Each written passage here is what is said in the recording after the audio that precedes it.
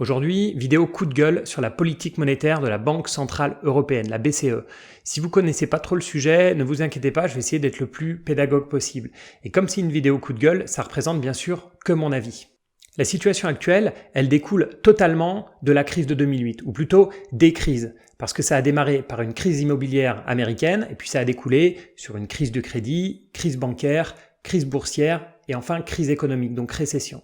Et en Europe, il s'est rajouté une crise sur la dette souveraine, donc la dette des pays, la dette des États européens, notamment les plus fragiles, donc typiquement la Grèce. Alors pour relancer l'économie, les banques centrales, américaines et européennes, ont fait deux choses. Elles ont fait ce qu'on appelle du quantitative easing, donc elles ont racheté des milliards de dettes pour injecter de la monnaie dans l'économie, et elles ont baissé les taux à zéro, voire même en territoire négatif pour la Banque Centrale Européenne. Mais cette baisse des taux, elle a des limites. Une entreprise, si au début, avec des taux très faibles, elle est incitée à emprunter pour investir, très rapidement, si elle n'anticipe pas de croissance, elle va s'arrêter et c'est pas parce que les taux sont plus faibles qu'elle va plus investir. Et c'est un peu de la même manière pour vous. J'imagine que si vous avez peur de perdre votre boulot, vous n'allez pas forcément emprunter pour acheter un appartement plus grand, par exemple, même si les taux sont proches de zéro. Et comme ces baisses de taux initiales n'ont pas suffi, les banques centrales ont continué à baisser les taux jusqu'à zéro, voire même en territoire négatif. Alors quand je parle des taux de la BCE ici, c'est notamment les taux de dépôt. C'est-à-dire que lorsque les banques commerciales laissent de l'argent en dépôt auprès de la banque centrale, elles ne sont aujourd'hui plus rémunérées et même pire que ça, c'est elles qui doivent payer ces taux d'intérêt négatifs. Et en fait, la BCE fait ça pour pousser les banques à prendre plus de risques et à prêter aux entreprises et aux particuliers. Et ces taux d'intérêt négatifs, on les retrouve maintenant sur les obligations d'État des pays les moins risqués. Et c'est là où on passe dans un autre monde, on est dans l'aberration la plus totale, puisqu'il y a des investisseurs qui sont prêts à acheter 101 une obligation qui va leur rapporter 100 dans le futur. Et comme c'est une situation qui commence à durer depuis un certain temps, depuis quelques années, mais on entend de plus en plus des commentateurs de marché, je dirais pas dans quelle émission, mais qui s'habituent à cette situation et qui nous expliquent presque que c'est normal. Leur justification, c'est de se dire oui, effectivement, il y a des investisseurs qui achètent 101 pour recevoir 100 dans le futur, mais c'est parce qu'ils pensent que l'obligation, elle va passer à 102. Mais il n'y a aucune logique là derrière, parce que si l'obligation, elle passe de 100 à 102, ça veut dire que les taux vont être encore plus négatifs. Il faut se rendre à l'évidence, c'est une aberration totale, c'est d'une absurdité totale, ces taux négatifs. Parce que je le rappelle, les taux d'intérêt, c'est l'incertitude. Le présent est plus sûr que le futur. Le présent est plus certain que le futur. Et c'est pas parce que la BCE manipule les taux de manière totalement hallucinante que ça change ce fait-là. Non, il n'y a aucune raison d'investir dans une obligation à 101 pour recevoir 100 dans le futur, sachant que ces 101, on pourrait les garder en cash et on aurait la certitude d'avoir 101 dans le futur. Et là, on va me dire, ok Xavier, on a compris, la BCE a mis des taux négatifs, il y a des émetteurs, des pays peu risqués qui émettent des obligations avec des taux négatifs, mais finalement, c'est pas eux qui sont stupides. Ceux qui sont stupides, c'est ceux qui achètent ces obligations à taux négatifs. Et là, c'est mon deuxième coup de gueule qui est contre effectivement ces investisseurs qui achètent ces obligations à taux négatifs. Alors c'est qui ces investisseurs ? Ça va vous paraître bizarre, mais en fait, de manière indirecte, c'est vous ou moi. Ces acheteurs, ce sont des assureurs, des fonds de pension, donc au final, des institutions qui investissent notre propre argent. Et ils font ça parce qu'ils ont des contraintes qui vont être qu'ils ne peuvent pas garder plus de, par exemple, 10% en liquidité, donc en cash, ou bien ils ne peuvent pas investir dans des obligations qui sont en dessous d'un certain seuil de risque. Donc ils sont en quelque sorte obligés d'investir dans ces obligations à taux d'intérêt négatif. Mais j'ai du mal à comprendre qu'ils n'arrivent pas à sortir de ces schémas-là pour garder une partie plus importante en liquidité. Parce que pour le moment, les dépôts bancaires ne sont pas encore touchés, dans la plupart des cas, par ces taux d'intérêt négatifs. Donc, ils gagneraient clairement plus d'argent à garder ce cash en dépôt. Et mon troisième coup de gueule, c'est contre les marchés. Parce que les marchés ne regardent plus que les taux bas. Ils sont drogués aux taux bas. C'est comme si un malade souhaitait devenir encore plus malade pour recevoir plus de médicaments. Mais moi, j'appelle pas ça un malade dans ce cas-là. J'appelle ça un drogué. Quelqu'un qui souhaite être plus malade pour recevoir plus d'injections de médicaments, ça s'appelle un drogué et ça s'appelle quelqu'un qui a totalement perdu pied avec la réalité. Et on en est au point où les marchés réagissent aux mauvaises nouvelles parce qu'ils voient ça comme une incitation pour les banques centrales à baisser les taux.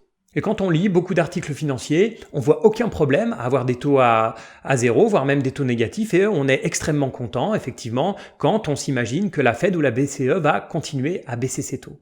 Et vous-même, vous pouvez vous dire, oui, mais pourquoi est-ce que tu te plains? Finalement, des taux bas, ça veut dire qu'il y a plus d'argent, qu'on peut emprunter moins cher, les marchés sont à des niveaux de valorisation élevés. Où est le problème? Bah oui, plus d'argent, on peut jamais dire qu'il y a trop d'argent, c'est super, tout le monde devrait être content.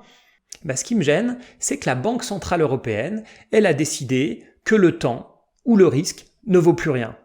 Juste parce qu'ils appliquent bêtement la seule politique monétaire qu'ils savent faire pour relancer l'économie, c'est-à-dire on baisse les taux, même si ça n'a plus aucun effet concrètement sur l'économie réelle. Parce que les taux d'intérêt, ils sont au cœur de la machine économique. Et quand on manipule ces taux d'intérêt, quand ils représentent plus une offre et demande de l'argent, alors c'est toute la machine qui est cassée. Je vais prendre quelques exemples pour vous montrer le problème. Commençons par un État.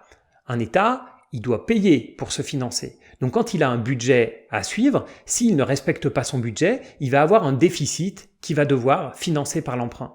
Mais si cet emprunt est gratuit, si le déficit, il peut le financer gratuitement, mais finalement, pourquoi s'embêter? Créons du déficit, laissons ça aux générations futures. Mais c'est vrai aussi pour les entreprises ou l'immobilier. Si on a un projet d'entreprise qui rapporte que 1% ou alors qui est trop risqué en temps normal, avec des taux d'intérêt normaux, on va réfléchir avant de le lancer. Avec des taux d'intérêt à zéro, allons-y, finalement l'argent ne vaut plus rien. Donc même un projet qui a une très faible valeur ajoutée, lançons-le, ou qui est trop risqué, lançons-le. De la même manière, en immobilier, pourquoi s'embêter à rembourser un prêt en 15 ans? Empruntons pour 25 ans, 30 ans, l'argent n'a aucune valeur. Et j'ai envie de dire pire que ça, c'est l'effort qui a aucune valeur. Parce que épargner, c'est un effort, on est d'accord. Et aujourd'hui, épargner, ça vous coûte de l'argent. Alors qu'emprunter, ça vous en rapporte. C'est complètement aberrant. En fait, c'est l'inverse de la cigale et la fourmi. On récompense ceux qui font le moins d'efforts. Je reviens sur le fait qu'il y ait trop d'argent dans l'économie. Vous allez me dire, il n'y a aucun problème. Est-ce qu'il y a trop d'argent injecté dans l'économie? Ça doit profiter à tout le monde. Mais moi, je vous retourne la question. Est-ce que vous sentez dans votre vie de tous les jours, depuis 5, 6, 10 ans, vu qu'il y a eu une injection énorme de monnaie dans l'économie par les banques centrales, est-ce que vous sentez la différence? Et la réponse est très probablement non. Et pourquoi est-ce qu'on ne le voit pas dans la vie de tous les jours? Tout simplement parce que, comme dit le proverbe, on ne prête qu'aux riches. Moi, je serais le premier à trouver ces politiques intelligentes si ça permettait de financer des startups, si ça permettait de financer des PME, si ça permettait à des primo-accédants d'acheter leur premier bien immobilier, ou si ça permettait aux retraités ou aux salariés de vivre mieux et d'avoir un meilleur pouvoir d'achat. Mais le problème, c'est que, comme on le voit, c'est pas du tout ces personnes-là qui en profitent. Les personnes qui en profitent, ce sont les États et les grandes entreprises. Donc, il y a un problème de répartition de cet argent. Alors, le système économique et financier, pour le moment, il y trouve son compte, mais pour moi, c'est une fuite en avant. La meilleure analogie, c'est, admettons que vous êtes en voiture, en montagne, et vous commencez à descendre un col, avec une forte pente à 10%. Vous êtes pour le moment à 50 km/h quand les freins vous lâchent. Le plus logique à ce moment-là, c'est de profiter que vous n'allez pas trop vite pour sauter de la voiture ou alors pour vous cracher côté montagne, mais avec un accident qui a assez peu d'impact. Parce que si vous continuez à suivre, à donner des coups de volant à gauche, à droite pour suivre les virages, votre vitesse, elle va augmenter, 70, 80, 100 km/h, et je peux vous promettre quelque chose, c'est que vous n'arriverez pas en bas et que vous allez vous cracher à 100, 120 km/h. Et pour moi, c'est ce que fait la BCE depuis quelques années. Elle donne des coups de volant, ok, donc on a l'impression que tout va bien, mais il y a un moment où le crash arrivera, et le crash arrivera à un moment où ça va être le plus violent. Et je vous mets d'ailleurs, qui est pour moi un peu la représentation de la vitesse, je vous mets le bilan de la Banque Centrale Européenne depuis quelques années, et vous voyez qu'on a quand même un petit problème, puisque le bilan augmente et que la BCE est bloquée, n'arrive pas à le réduire. Et pour moi, la BCE, elle devrait prendre un peu exemple sur la Fed. La Fed, ils ont compris que cette situation ne pourrait pas continuer indéfiniment. Et ils ont continué à remonter gentiment les taux, malgré la pression de Donald Trump. Ils seront peut-être obligés dans le futur de les rebaisser, même très probablement. Mais en tout cas, ils ont cette volonté-là déjà de réaugmenter les taux, de baisser leur bilan, ce qu'ils ont commencé à faire, et de ne pas introduire de taux d'intérêt négatifs, parce qu'ils ont bien conscience aussi que ça va complètement détruire le système. Et je pense que la BCE, elle aurait tout intérêt à aussi gentiment commencer à remonter ses taux. Oui, les marchés baisseraient, oui, l'économie prendrait peut-être un petit coup et aurait une petite récession, mais comme je vous l'ai dit, il vaut mieux sauter de voiture à 50 km/h cassant. Voilà, j'espère que cette vidéo vous a plu. N'oubliez pas de vous abonner. Prenez une petite seconde pour la partager si vous pensez que ça vaut le coup. Merci beaucoup et à bientôt.